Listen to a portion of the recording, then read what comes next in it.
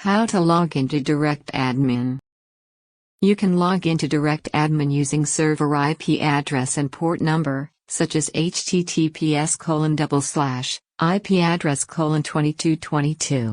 If your domain propagates, you can log into DirectAdmin using URL such as https:// server.example.com:2222.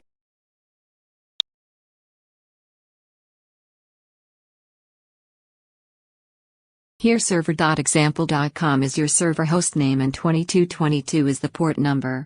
The port number may be different. You receive a welcome email from your hosting provider, containing the URL and login credentials, username, and password. After clicking the given URL in your welcome email, enter your username and password, then click the Sign In button.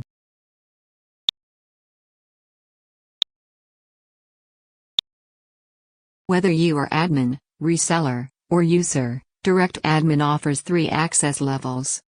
From this interface of DirectAdmin, you can manage your domain and perform other web hosting related tasks. Thank you for watching.